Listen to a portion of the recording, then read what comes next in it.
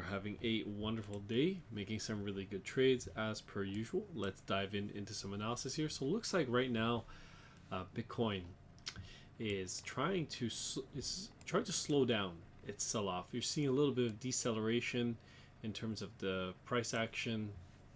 We're not capitulating like we were since like 107. It's been kind of steadily slowing down as we enter the long-term accumulation range. Again, the range can stretch to as low as 74,000, but I really don't think that we're going to go that low, although we could get another sweep of 80,000. It's a possibility, right? So in the event that that does happen, it's just another opportunity, in my opinion, to accumulate at some cheaper prices. Right now, you could see that Bitcoin is, sorry, I'm trying to get back onto this indicator, has printed a buy signal on the cross X indicator.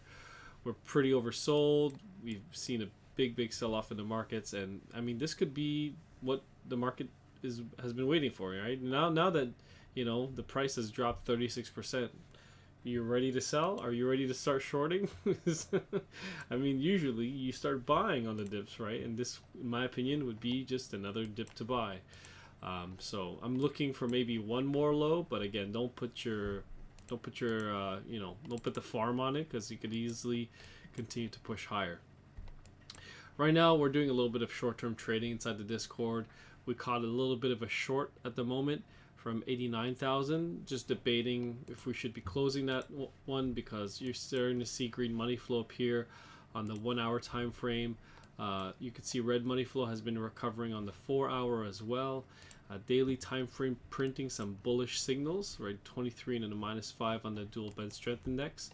The weekly time frame slowing down just a little bit, looking a little bit less bearish. And on top of that, the 2-day time frame, you got a big green dot printing. You have a big buy signal that's essentially printing at the lows. In the daily time frame, you also have a couple green crosses that are printing down here, right? So capitulation, you kind of got it, right? Most are still calling for new lows, and I mean, again, the trend is your friend until the end, right? So right now we're in some sort of short-term downtrend, but the macro is still bullish. So technically this could just be another pullback before more highs. And what happens if you get a V-shaped recovery? Then there you go. Then everyone that's calling the top a crash, oh, that's it, it's the end, will be wrong again, and they'll just delete all their posts and they'll just keep going, right, until they get it right, until they get the 80% crash. So right now the dollar is seeing some more strength, so I think the dollar could actually push into this area, or maybe at least make one more high.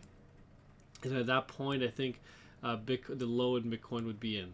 If once the dollar hits this area, or if it does hit this area, this is where I think it'll bottom out. But until then, Bitcoin can continue to chop around and maybe even sweep these lows. But I see these as opportunities, right?